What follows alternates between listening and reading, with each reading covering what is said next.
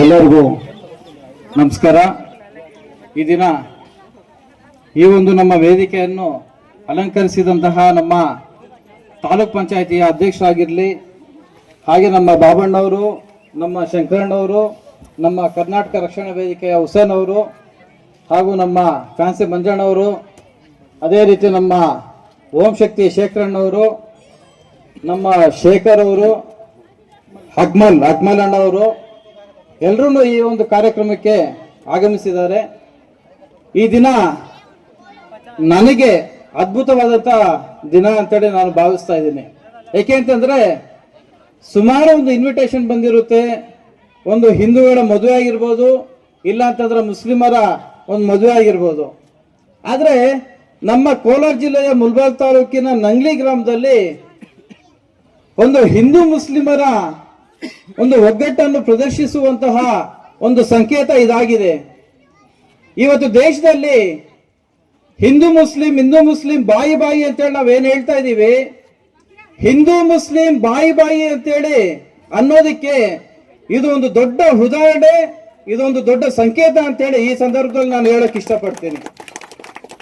ನಾವು ನಮ್ಮ ಭಾರತ ದೇಶದಲ್ಲಿ ಜಾತಿ ಧರ್ಮ ಭೇದ ಭಾವ ಇಲ್ದಿರೋ ಪ್ರತಿಯೊಬ್ಬರು ಇದ್ದೀವಿ. ನಾವು ಹಿಂದೂ ಮುಸ್ಲಿಂ ಕ್ರಿಶ್ಚಿಯನ್ಸ್ ಯಾರೇ ಆಗಿರ್ಬೋದು. ಆದ್ರೆ ಹಿಂದೂ ಮುಸ್ಲಿಂ ಬಾಯಿ ಅಂತೇಳಿ ನಾವು ಬರೀ ಹೇಳ್ಕೊಂಡು ಹೋಗ್ತಾ ಇದ್ದೀವಿ ಹೊರತು ಹಿಂದೂ ಮುಸ್ಲಿಮರ ನಿಜವಾದ ಒಂದು ಸಂಕೇತ, ಹಿಂದೂ ಮುಸ್ಲಿಮರ ನಿಜವಾದಂತಹ ಒಂದು ಬಾಯಿ ಇದಕ್ಕೆ ನಮ್ಮ ನಂಗ್ಲಿಯ ಫಹಾದ್ ಅವರು ಒಂದು ಸಂಕೇತವಾಗಿ ಈ ಒಂದು ಕಾರ್ಯಕ್ರಮ ಮಾಡ್ತಿರೋದು, ನಾವೆಲ್ಲರೂ ಒಗ್ಗಟ್ಟಾಗಿರೋದಕ್ಕೆ ಒಂದು ಒಳ್ಳೆಯ ಶುಭ ಸುದ್ದಿ ಅಂತ ಕೂಡ ನಾವು ಹೇಳ್ಬೋದು. ಈ ದಿನ ಫಹಾದ್ ಅವರು ನಮ್ಮ ಹಿಂದೂಗಳ ವಧುವರರಿಗೆ ಅವರ ಒಂದು ಜೀವನೋಪಾಯಕ್ಕೆ ಏನೇನು ಬೇಕಾಗಿದೆ ಸಾಮಗ್ರಿಗಳು ಅದನ್ನೆಲ್ಲ ಕೊಡುವಂತ ಕೆಲಸ ಮಾಡ್ತಿದ್ದಾರೆ. ಅದೇ ರೀತಿಯಲ್ಲಿ ಹಿಂದೂಗಳಿಗೆ ಒಂದು ಭಗವದ್ಗೀತೆಯನ್ನು ಕೂಡ ಕೊಟ್ಟು ಹಿಂದುತ್ವದ ಒಂದು ನಂಬಿಕೆಯನ್ನ ಉಳಿಸ್ತಾ ಇದ್ದಾರೆ.